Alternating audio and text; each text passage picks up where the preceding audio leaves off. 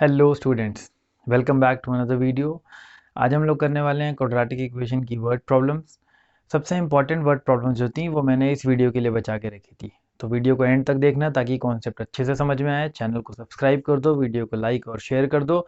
बिना time waste करे फटाफट स्टार्ट करते हैं। तो exercise 4.3 question number 5 important word problems हैं ये जो एक्सरसाइज की जो आज हम इस वीडियो में करने वाले हैं। तो सारे क्वेश्चंस को बहुत अच्छे से समझना है।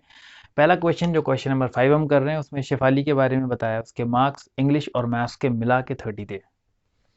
मैंने ये चीज़ कल की वीडियो में एक क्वेश्चन पे बताई थी। अगर टोटल मार्क्स 30 हैं, और एक सब्जेक्ट में अगर उसके 12 नंबर आ रहे हैं तो दूसरे सब्जेक्ट में कितने होंगे?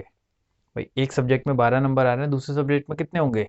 18 मार्क्स होंगे, 18। कैसे पता चला? टोटल में से इसको माइनस कर दिया। टोटल मार्क्स कितने थे? 30। तो टोटल में से मैंने इसको माइनस कर दिया 12 को, तो आ गया 18। ये इसके मार्क्स हो गए। ऐसे ही करते हैं। तो यहाँ पे हम क्या करेंगे, इंग्लिश के मार्क्स हम मान लेते हैं कि x थे। ठीक है, इंग्लिश के मार्क्स x थे और मैथ्स के मार्क्स जो हो गए वो फिर 30 माइनस एक्स हो गए। ये क्लियर है? अगर आपने इंग्लिश के x मान लिए तो मैथ्स के कितने हो जाएंगे? टोटल में से वो माइनस कर दो, बचा वो मार्क्स मैथ्स के हो गए। ये आपका एक सिनारियो है। अब उसने बोला hard she got 2 more marks in maths and 3 less in English. मतलब अगर अब ऐसा होता, तो हम ले लेते हैं जो उसकी इमेजिनेशन है। तो वो ये कह रहा है अगर ऐसा होता कि इंग्लिश में 3 नंबर कम होते, 3 marks less in English, 3 marks कम होते तो एक्स थे इंग्लिश के, उससे 3 कम कर दो। और मैथ्स के उसने बोले हैं 2 नंबर ज्यादा।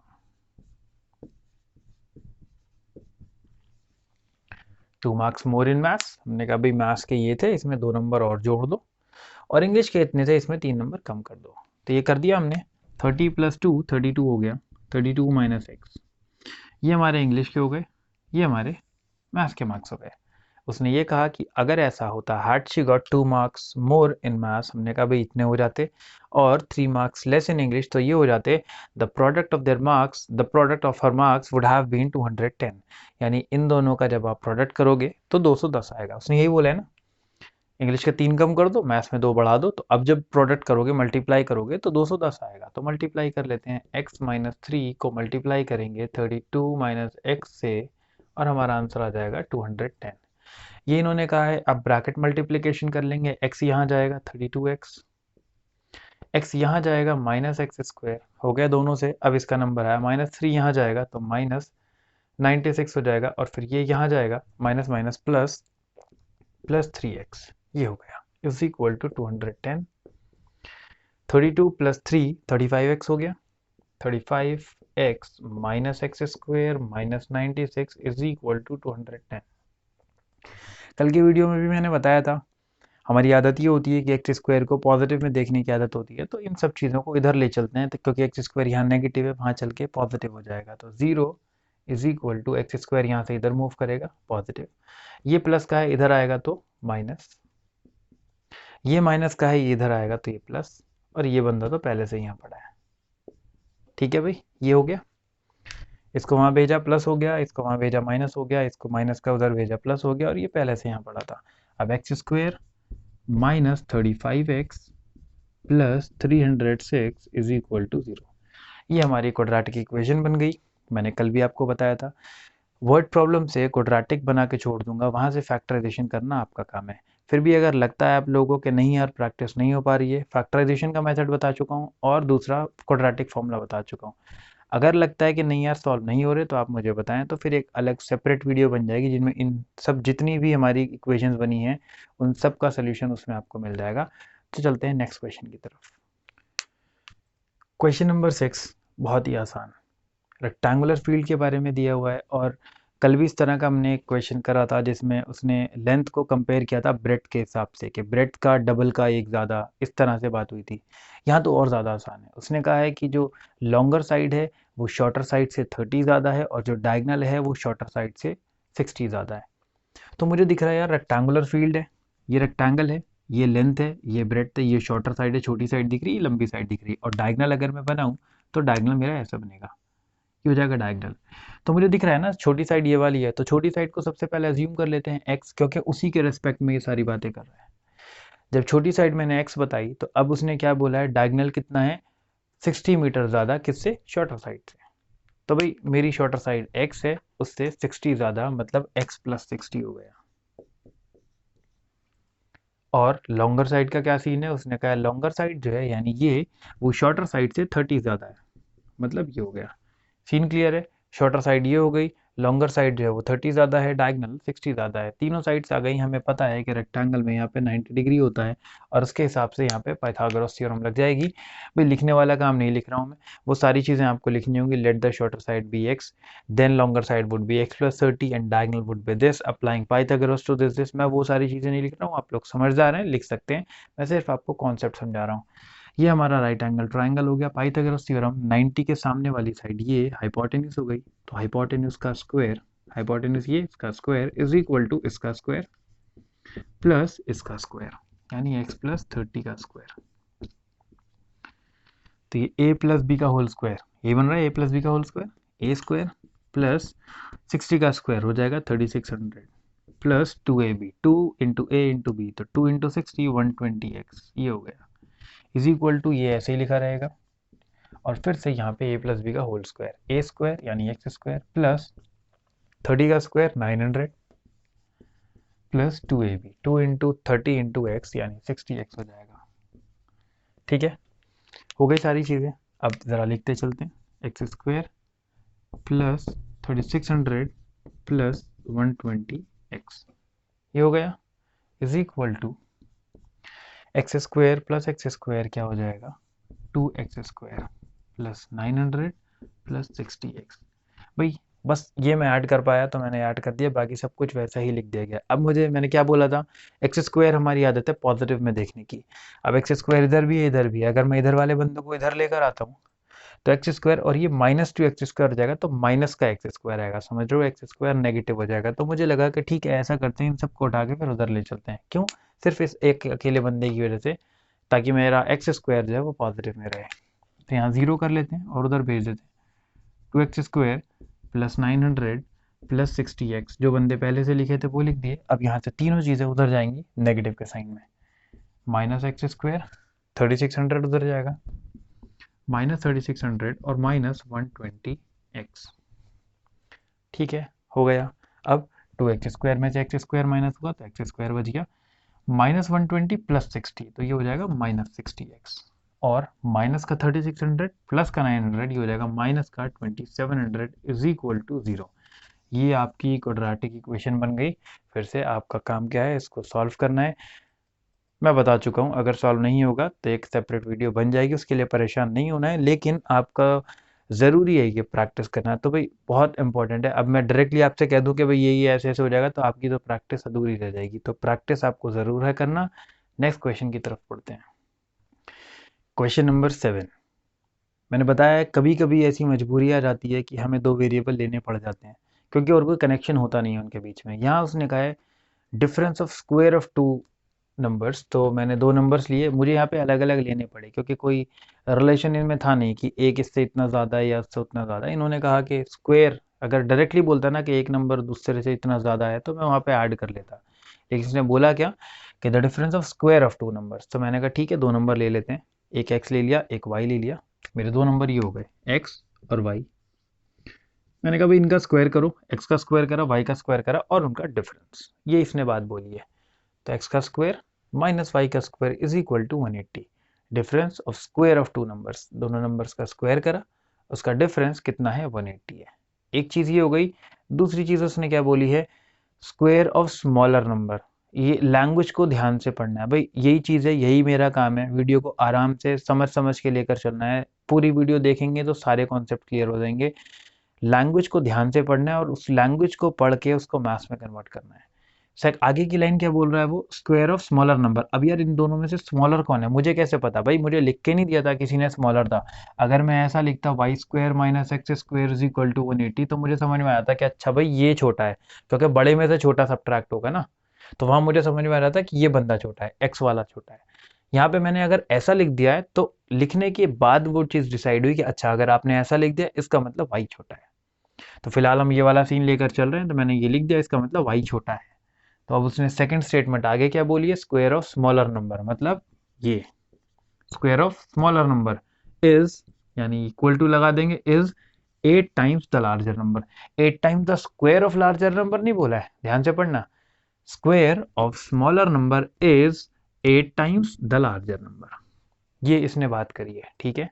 तो दो नंबर लिए मैंने एक्स और वाई, उनका स्क्वायर करा और उसका डिफरेंस, तो x square minus y square is equal to 180, ये लिख दिया मैंने, ठीक है। और उसके बाद आगे की स्टेटमेंट ये थी कि स्क्वायर ऑफ स्मॉलर नंबर, यानी छोटे वाले नंबर का स्क्वायर, छोटा वाला नंबर ये था, इसका square is equal to 8 times the larger number. ये चीज़ हो गई। मैंने क्या, ऐसा करते हैं, इसको उठा के यहाँ पुट कर देते हैं, तो x square minus y square की जगह 8x इज इक्वल टू 180, और अब 180 को इधर ले आओ, x square minus 8x minus 180 is equal to 0। भाई था कि नहीं था आसान, बहुत सिंपल, बस क्या करना है, लैंग्वेज को ध्यान से पढ़ना है और क्वेश्चन आपका डन है। नेक्स्ट क्वेश्चन पे चलते हैं। अगला है हमारा क्वेश्चन नंबर 8, जो ट्रेन वाली प्रॉब्लम है। कल वाली वीडियो में भी मैंने एक क्वेश्चन आपको ट्रेन वाली प्रॉब्लम का बताया था, और मैं आपको बता चुका हूँ कि ये एक थोड़ा सा कॉन्फ्लिक्ट चल रहा है कि पता नहीं इस तरह के क्वेश्चन आएंगे या नहीं आएंगे, मैंने बताया था, बट स्टिल हम लोग कर रहे हैं। बहुत ज़्यादा बड़ा चीज़ नहीं है, बहुत बहुत मुश्किल क्वेश्चन ही, तो कर लेते हैं।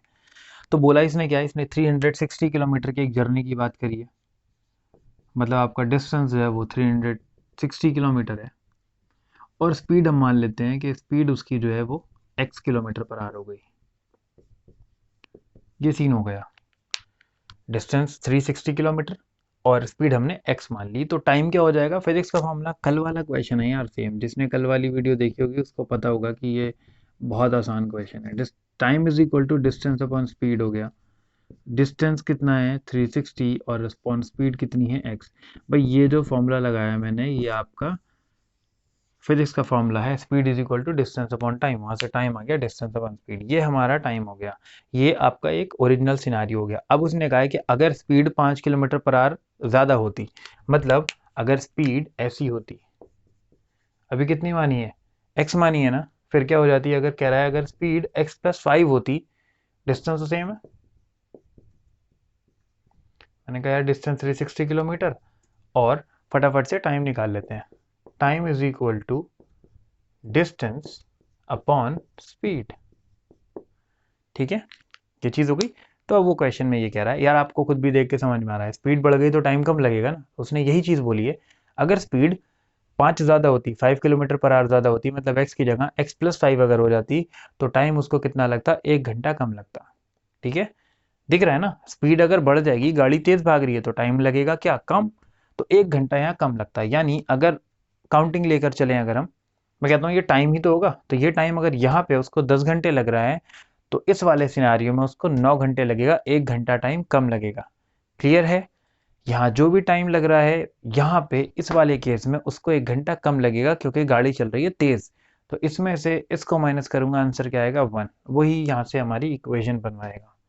क्लियर है, ये वाला टाइम माइनस ये वाला इज इक्वल टू 1। यार सबसे ज़्यादा जो, मतलब एक है ना, इन्होंने जो मैंने कल भी आपको बताया था, जो उन्होंने लिखा है डिलीटेड पोर्शन, वो क्या है, statement problems which are reducible to quadratic equation. तो यार इसी को हम रिड्यूसिबल वाले में मानते हैं, बट स्टिल मैं करवा दे रहा हूँ, ठीक है, करने में कुछ ज़्यादा जा नहीं रहा है तो कर लेते हैं, बट चांस यही है, मतलब जिसको इन्होंने डिलीट करा है। तो इसमें से इसको माइनस करा, 1 घंटा बच रहा है, यहाँ पे टाइम ज़्यादा लग रहा था, गाड़ी की स्पीड बढ़ा दी तो टाइम कम लग रहा है, तो वो वाला टाइम कम है, इसमें से ये माइनस करा, 1 आ गया।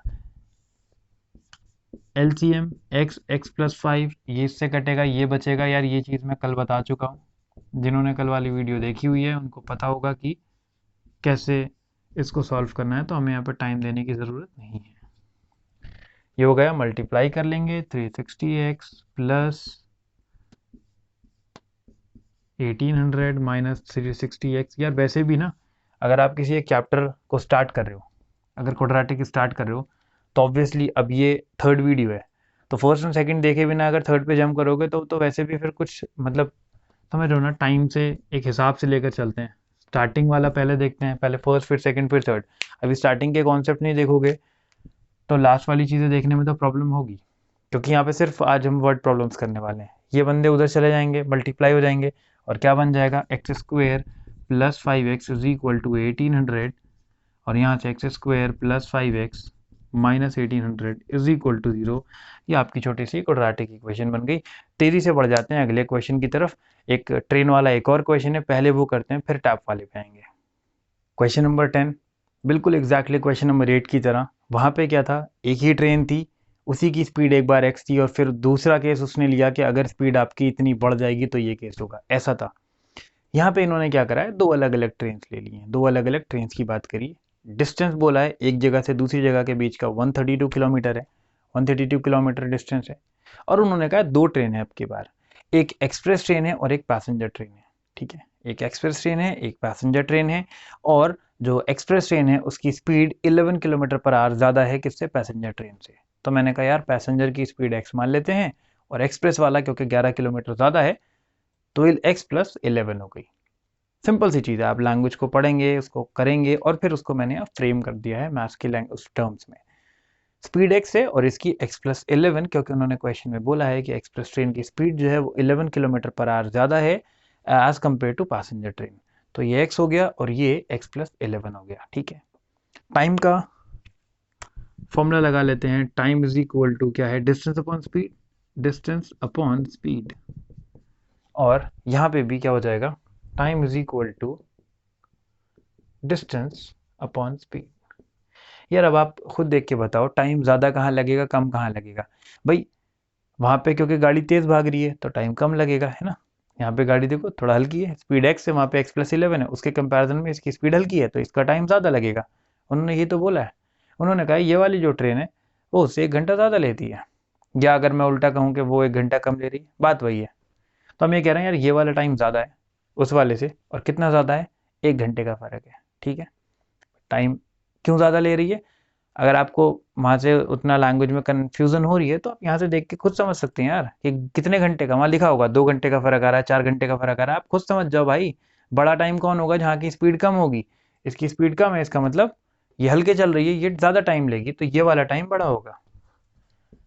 तो ये माइनस ये, बहुत बार ऐसा होता है कि आपको लैंग्वेज समझ में नहीं आ रही है, क्लैरिटी नहीं मिल रही है, तो कोई बात नहीं, गिनती पढ़ लो, गिनती तो समझ में आएगी ना। गिनती लिखा होगा 4 घंटे का फर्क आ रहा है, 5 घंटे का फर्क आ रहा है, ठीक है, फर्क है वो 4 घंटे का 5 घंटे का।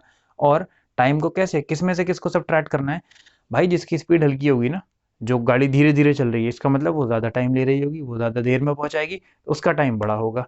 तो बड़े में से छोटे को माइनस कर दिया और 1 बच गया। और उसके बाद अब ये सिंपल कैलकुलेशन है, दोनों चीज़ें लिख दी जाती हैं, एक्स भी और एक्स प्लस 11 भी। पहले इसका नंबर आएगा, ये एक्स नीचे जाएगा, एक्स एक्स को काटेगा, जो चीज़ बच गई वो जाके ऊपर वाले से मल्टीप्लाई हो जाएगी, 132 एक्स प्लस 11। ये चीज़ें मैंने कल वाली वीडियो में एक क्वेश्चन में आपको समझाई हुई है। ये आएगा, इसको काटेगा, ये बच जाएगा, ये जाके मल्टीप्लाई हो जाएगा, 132 एक्स इज इक्वल टू 1।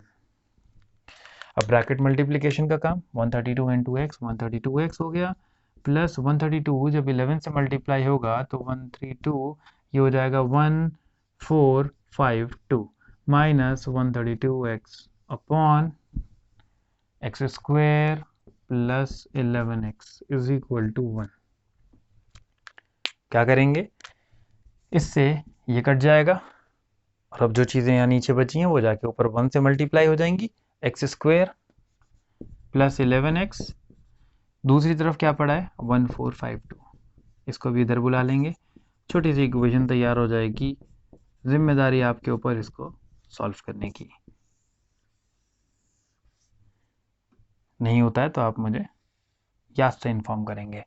अब चलते हैं क्वेश्चन नंबर 9 के ऊपर। टफ वाला क्वेश्चन है, सबसे इम्पोर्टेंट, सबसे टफ माना जाता है इस वाली एक्सरसाइज का, उसकी तरफ बढ़ते हैं।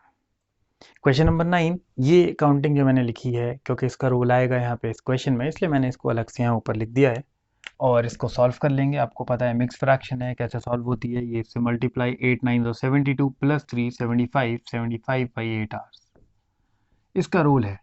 यहाँ पे सीन क्या है, यहाँ पे सीन ये है कि एक टंकी है, ठीक है, एक टंकी है और दो टैप लगाए हैं, एक लार्जर डायमीटर का, एक स्मॉलर डायमीटर का, मतलब एक मोटा पाइप है एक पतला पाइप है।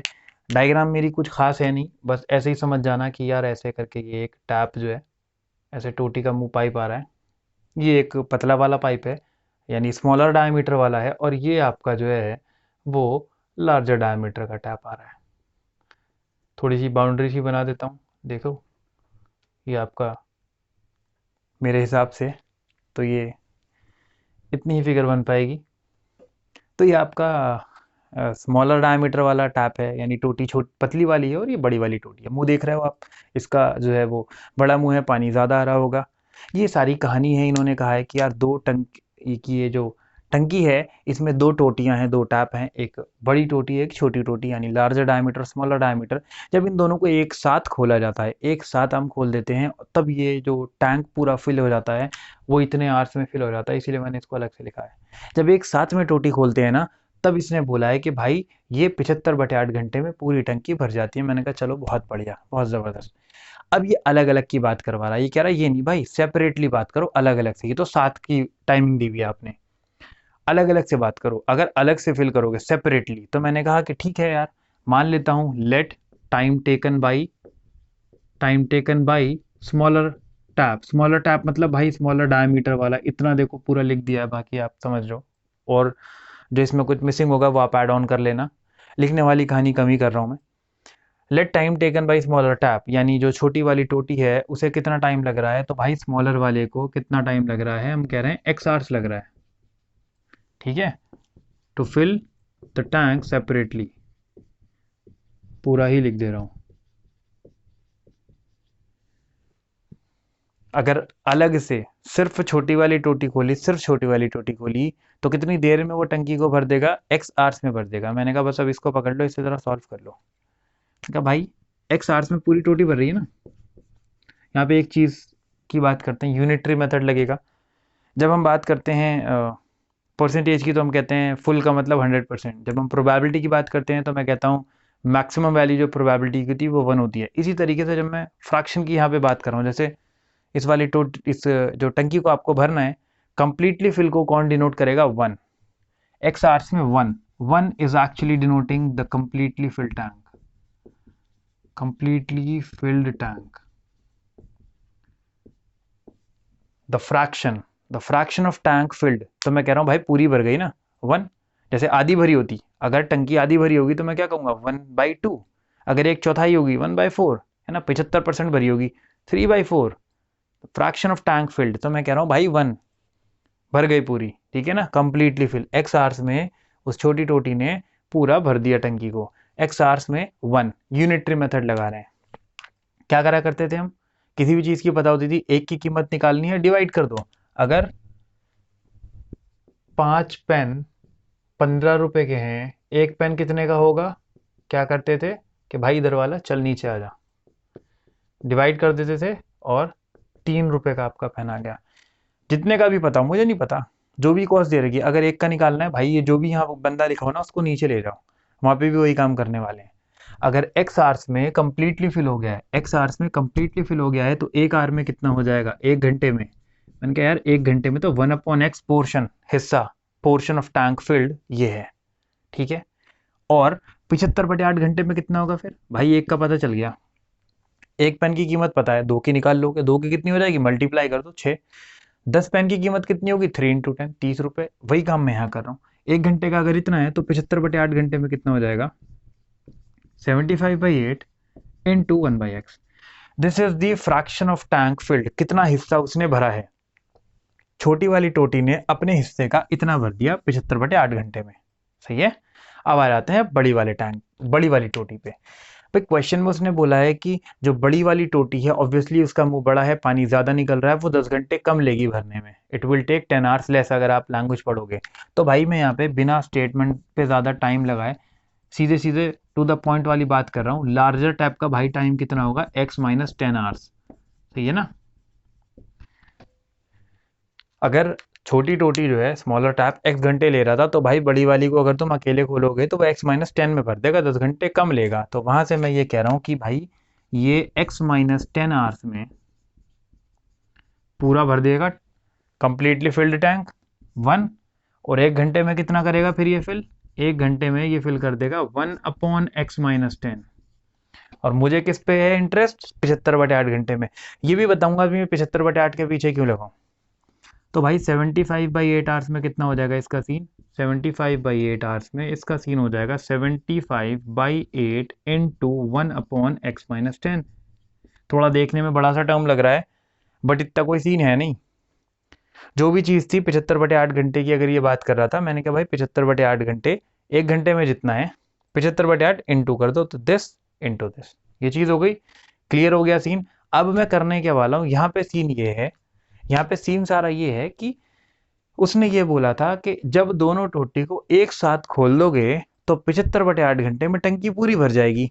ठीक है, मैं अलग अलग से लेके चला, मैंने छोटी टोटी पकड़ी, एक घंटे में पूरा भर जाएगा, एक घंटे में इतना भर जाएगा, 75/8 घंटे में कितना भर जाएगा, क्योंकि इसने ये बोला था कि अगर दोनों टोटी खोल दो 75/8 घंटे में दोनों मिला के उसको पूरा भरेंगी। तो मैंने कहा ठीक है, अलग अलग से लेकर चलूंगा, पर चलूंगा 75/8 घंटे पे ही। 75/8 आवर में छोटी टोटी ने इतना भरा, कुछ हिस्सा छोटी टोटी ने भरा। 75/8 आवर में कुछ हिस्सा बड़ी वाली टैप ने भरा, बट मिला के सीन क्या होगा, कुछ इसने भरा होगा, कुछ इसने भरा होगा, बट ओवरऑल क्या हुआ होगा, टंकी क्या हो गई होगी, कंप्लीटली फिल। क्यों? क्योंकि उसने कहा था कि 75/8 आवर में फिल करेंगे। तो भाई इतने टाइम में छोटे वाले ने इतना फिल करा 75/8x, और बड़ी वाली ने कितना फिल करा, भाई बड़ी वाली जो टोटी थी उसने 75/8 आवर में इतना फिल करा, तो कुछ हिस्सा इसने फिल करा। This is the fraction. हो सकता है 1/4 हो सकता है, कुछ भी हो, है ना, और कुछ हिस्सा इसने भरा हुआ है, बट मिला के ओवरऑल टंकी जो है वो completely fill is equal to 1। ये था यहाँ पे इस क्वेश्चन का कॉन्सेप्ट। अब आसान है, अब कोई मुश्किल नहीं है, फ्रैक्शन है, सॉल्व करना है। मैंने अभी तक क्या बताया, जितनी चीज़ें उठा के एज इट इज मार दो कॉपी, बट यहाँ पे हम ये देखते हैं कि यार अगर 8 8 एक ही चीज़ दो बार रिपीट हो रही है तो बेवजह दो बार क्यों लिखना। 8 लिख लिया, x लिख लिया, और यहाँ से उठा के x-10, ये है। 8 दो बार रिपीट हो रहा तो लिखने की जरूरत नहीं है, एक बार लिख लो काफ़ी है। 8x x-10 हो गया। क्या तरीका बताया था, पहली फ्रैक्शन पकड़ो, नीचे वाला बंदा जाएगा नीचे वाले को कट करेगा, 8x को कट कर देगा, ये बच जाएगा, जो बच जाएगा वो जाके ऊपर वाले से मल्टीप्लाई होगा। तो 75 इंटू x-10 हो गया प्लस। अब आते हैं इधर अगले वाले पे, ये नीचे वाला बंदा जाएगा, 8 8 को कट कर देगा, x-10 को कट कर देगा, क्या बचा, इकलौता x बचा, वो जाएगा ऊपर वाले बंदे से, यानी 75 से मल्टीप्लाई हो जाएगा। 75x is equal to 1। अब सॉल्व करना है, थोड़ा सा काम है। 75x माइनस 750 प्लस 75x, और डिनोमिनेटर में 8x² minus 80x is equal to 1। अब ये उधर जाएगा, ऊपर सॉल्व होगा कुछ कुछ चीज़ें, 75x प्लस 75x ऐड होके हो जाएगा 150x minus 750 is equal to 8x² minus 80x। ठीक है, इतना काम हो गया। डायरेक्ट लिख रहा हूं मैं लास्ट स्टेप, 8x², ये उधर जाएगा, माइनस में हो जाएगा, और माइनस में होने के बाद minus 230x plus 750 is equal to 0। ठीक है, ये सीन हो गया। अब आपको अगर लग रहा है कि हाँ यार ये थोड़ा सा छोटा भी हो सकता है, we can divide it by 2, आप इसको 2 से डिवाइड करें, थोड़ा छोटा हो जाएगा। इक्वेशन मैं मानता हूँ बहुत बड़ी बड़ी आ रही हैं, उसी की तो मेहनत है आपकी, मैंने इसीलिए तो छोड़ा हुआ है आप लोगों के लिए। इस पर थोड़ा सा मेहनत करो, थोड़ी प्रैक्टिस करो, सॉल्व करो। एक लास्ट क्वेश्चन रह गया है, उसको ख़त्म करते हैं, उसके साथ ये वीडियो और ये चैप्टर कंप्लीट हो जाएगा। ये आज की वीडियो का लास्ट क्वेश्चन है, बहुत आसान है। स्क्वायर की शेप की बात करी उसने उसने स्क्वायर बोला है। स्क्वायर का मतलब नंबर का स्क्वायर नहीं है, वो शेप स्क्वायर है, क्योंकि आगे वो पेरीमीटर वर्ड का भी यूज़ कर रहा है। तो उसने कहा है sum of areas of 2 squares is 468, 468 की बात कर रहा है, और बोल रहा है कि difference of their perimeter is 24 meter. तो दो स्क्वायर्स हैं, एक की साइड में मान ले रहा हूँ x, मैंने कहा भाई स्क्वायर है तो सारी साइड्स बराबर होती हैं, x हो गई, और दूसरा जो है वो स्क्वायर उसकी साइड y है। तो वहाँ से इसका जो सारी साइड्स हो गई हमने y मान ली। एरिया कितना हो जाएगा इसका, x², और एरिया इसका कितना हो जाएगा, y²। इसका एरिया साइड इंटू साइड, इसका एरिया साइड इंटू साइड। दो स्क्वायर थे अलग अलग, मैंने कहा भाई एक की साइड x मान लेते हैं, एक की साइड y मान लेते हैं। एरिया का फॉर्मूला होता side into side, x square हो गया, इसका एरिया कितना हो गया, वाई स्क्वायर हो गया। इनका सम कर देंगे, कितना हो जाएगा 468। ये इसने पहली बात बोली थी। दूसरा उसने कहा डिफरेंस ऑफ देयर पेरीमीटर, मुझे नहीं पता कौन बड़ा है कौन छोटा है, मुझे नहीं पता, ठीक है कोई बात नहीं, किसी को भी बड़ा मान सकते हैं। तो हमने कहा भाई सबसे पहले पेरीमीटर का फॉर्मूला क्या होता है, पेरीमीटर का फॉर्मूला स्क्वायर का क्या होता है 4 इंटू साइड। तो पहले वाले का पेरीमीटर कितना हो गया 4x, दूसरे वाले का कितना हो गया 4y। मैंने कहा भाई इनका डिफरेंस जो है वो 24 कह रहा है, ये चीज़ हो गई। 4x minus 4y is equal to 24। आप 4y माइनस 4x लिख लो, कोई पंगा नहीं है, कुछ भी लिख लो, कोई भी बड़ा है कोई भी छोटा है, सच कोई मेंशन नहीं है, तो हमने ये मान लिया। 4 कॉमन निकाल लेते हैं, x minus y is equal to 24, x minus y is equal to, ये मल्टीप्लीकेशन से डिवीजन में जाएगा 6 आ जाएगा, हो गया। अब यहाँ से क्या करता हूँ मैं, x is equal to 6 plus y, ये वैल्यू निकाल ली, इस वैल्यू को निकाल के यहाँ इस वाली इक्वेशन में पुट कर देते हैं। क्यों पुट कर रहे हैं, ताकि एक अल्फ़ाबेट बन जाए, क्योंकि यहाँ पे x भी है y भी है, वो तो वहाँ पे स्क्वायर भी नहीं था, स्क्वायर मुझे यहीं दिख रहा था, मैंने कहा यहीं कुछ जुगाड़ लगेगा, क्वाड्रेटिक यहीं से मिलेगी मुझे, लेकिन दो अल्फ़ाबेट थे, एक अल्फ़ाबेट को हटाना है, तो मैंने कहा यार x की वैल्यू y है, x इज इक्वल टू क्या आया है 6 प्लस वाई, तो x की जगह पे 6 प्लस वाई रख देते हैं, 6 प्लस वाई का स्क्वायर, x की जगह 6 प्लस वाई, क्योंकि स्क्वायर है तो पूरे पे स्क्वायर लगेगा, plus y square is equal to 468। हो गया। अब आपको दिख रहा होगा यार ये तो वाई में, कोई बात नहीं, क्वाड्रेटिक इक्वेशन ज़रूरी लिख के नहीं कहा है किसी ने कि एक्स में ही बनेगी, ए से लेकर जेड तक अल्फ़ाबेट हैं, किसी भी अल्फ़ाबेट में आप क्वाड्रेटिक बना सकते हैं, यहाँ पे वाई में बन जाएगी, तो ए प्लस बी का होल स्क्वायर, ए स्क्वायर यानी 6 का square 36 plus b square plus 2ab, 2 into this, तो ये हो जाएगा 12y plus y square is equal to 468। Y square plus y square हो गया 2y square plus 12y plus 36, और ये प्लस का यहाँ पे आके हो जाएगा minus 468 is equal to 0। 2y square plus 12y minus 432 आ गया इज इक्वल टू 0। ठीक है, मुझे लग रहा है कि यार ये तो 2 से डिवाइड हो सकता है, तो dividing the equation by 2 we get y square plus 6y minus 216 is equal to 0। और इसी के साथ में ये इक्वेशन भी आ गई है, सारे क्वेश्चन कंप्लीट हो गए हैं, पूरा चैप्टर कंप्लीट हो गया है। आई होप चीज़ें समझ में आ रही होंगी, समझ में आया करें तो लाइक कर दिया करो, कोई भी प्रॉब्लम हो कोई भी परेशानी हो कमेंट कर दो, और वीडियो पूरी देखोगे सारे कॉन्सेप्ट समझ में आएंगे। ऑब्वियसली कुछ ना कुछ डाउट्स होंगे, कुछ ना कुछ चीज़ें निकल कर आएंगी, वो मुझे बताओगे, मैं तभी क्लैरिटी दे पाऊँगा।